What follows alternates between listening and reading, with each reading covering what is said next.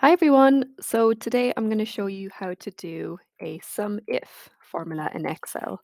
So I'm just going to go straight into it. So here I've got four columns of data I've met up. You might have a really long bit of data with loads of columns and loads of rows. That's perfectly fine. It doesn't matter how many rows you have to do a SUMIF, they all work. Okay, so let's say, for example, I've got all the names here, the amounts of money month and a name in my data source. And let's say I want to find out, how much money does Francis owe? Okay. So if you're trying to do it as a total sum altogether, so a normal sum formula, which is here, sum, and then highlight everything. And then you try and filter the data, go to data filter. And if you filter by Francis, it's not going to work. So the usual sum formula will add up everything, even though you've filtered on Francis here, and you can see 45 plus 663 is 708.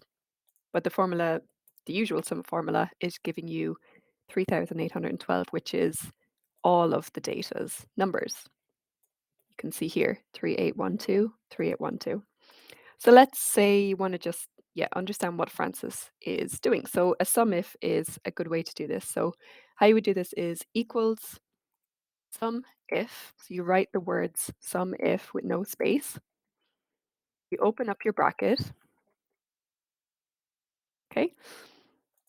And then what you do is you highlight the column that has the name Francis in it because that's what you want to do. So this is called the range, okay? And you highlight every cell that is in this column. So you can either go like this and highlight everything, or you can literally highlight just the data that you've got, okay? Next, then you put a comma, and then you put little inverted commas like this, and you literally type the name you're trying to find to add up. So in this case, we're going to go with Francis.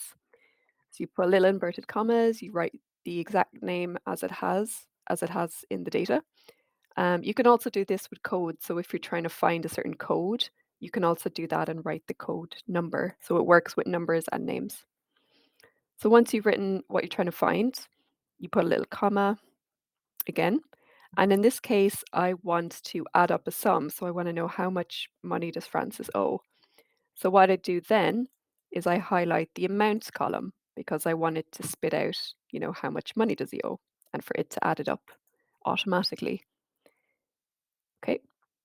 And that's called a sum range. What you do is you highlight the sum that you want, and I want to add up amount. And then you close the bracket and click return. And there you go. I'll highlight it in a nice green color. So it's added up everything in those columns that's related to Francis, which is the 45 and the 663, which you can see here is 708, 708. So even if you filter the data on everyone else apart from Francis, that number will still appear because it's still looking at your total data source and trying to find the word Francis and summing it up. So there you go. That's how you do sum if formulas. Any questions, just put them down in the comments and make sure to subscribe if you want more Excel tips. Cool. Thanks, guys. Bye.